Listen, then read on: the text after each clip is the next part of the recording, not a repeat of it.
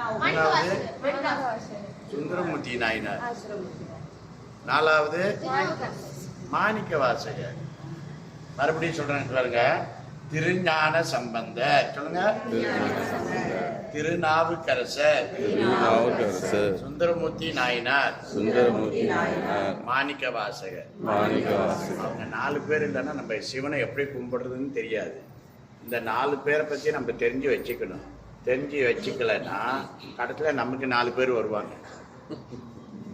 அதனால அதுக்கு முன்பே நம்ம என்ன செய்யணும், அந்த 4 பற்றி நம்ம தெரிஞ்சுக்கிறணும். இப்போ சிவனை நீங்கள் அபிஷேகம் பண்ணாதவனுக்கு நிறைய விபூதியை பூசிக்கணும். விபூதி இல்லாமல் இருக்கக்கூடாது. காலையில் எந்திரிச்ச உடனே நம்ம நெத்தியில் என்ன இருக்கணும், ஒரு இந்துக்கு விபூதி இருக்கணும். நல்லா 3 விரல பூசணும். மற்ற நேரம் பூசினா யாத்திரைக்கு வந்திருக்கீங்க, தெய்வீகமான சிந்தனையோடு நீங்கள் அதை என்ன செய்யணும், எடுத்து நல்லா நெத்தி நிறையா விபூதியை எடுத்துக்கணும். இந்த 4 பேருக்கு ஒரு சிறப்பு இருக்குது. நீங்கள் பார்த்தீங்கன்னா இந்த 4 பேர் சிவனை எப்படி அடைஞ்சார்கள்னு அப்படின்னு சொல்ல போகிறேன், கேளுங்க. அப்போ தான் உங்களுக்கு அந்த உணர்வோடு அபிஷேகம் பண்ணுவீங்க. 1வது திருஞான சம்பந்தர். திருஞான சம்பந்தர் 3 வயசுல தோடுடைய செவியன்னு பாடினார். 16 வயசுல அவர் முக்தி அடைஞ்சிட்டார். எப்படி அடைஞ்சாருன்னு நீங்கள் பார்த்தீங்கன்னா, அவருக்கு திருமணமே வேண்டான்னு சொன்னார். அவங்க அப்பா விடலை, எப்படியாவது கல்யாணம் பண்ணி வைக்கணும்னு சொல்லி சீர்காழியில் வாழ்ந்த திருஞான சம்பந்தருக்கு அவங்க அப்பா திருமணம் செஞ்சு வைக்கிறாரு. அப்பயும் அவருக்கு விருப்பம் இல்லை. ஏன்னா வைதீக முறைப்படி அவங்க அப்பா செய்கிறாரு கல்யாணத்தை. ஐயருங்க எப்படி செய்வாங்க அதே மாதிரி. அவருக்கு அதில் விருப்பம் இல்லாமல் அவர் என்ன பண்ணார், திருமணம் முடிஞ்சு தாலி கட்டுன உடனே அப்படியே வலம் வராங்க அக்னியை. வலம் வந்தோன்னா நேராக அக்னியில் இறங்கிட்டார் ஞான சம்பந்தர். அப்படியே போயிட்டாரு கைலாயத்துக்கு, சிவனை அடையிறதுக்கு. எல்லாரும் ரொம்ப ஆச்சரியப்பட்டாங்க.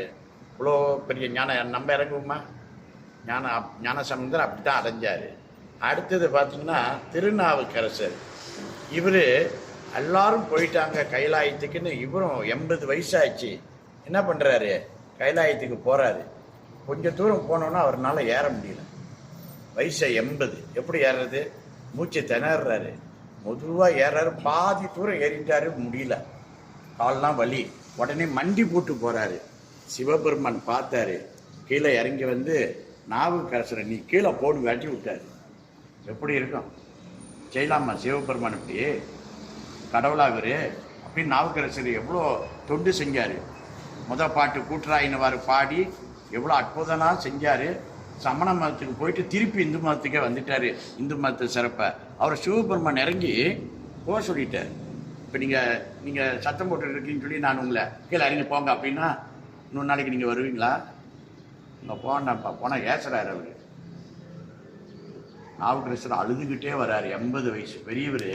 செய்யலாமா அப்படியே? இறங்கி வந்து உட்காந்து திண்ணையில் உட்காந்து அழுகுறாரு.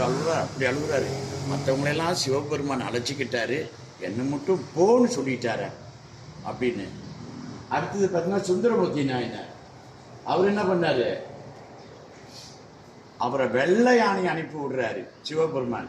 நீ என்னை பார்க்க மேலே வரத்துக்கு வெள்ளை யானை சாதாரண விஷயம் இல்லை.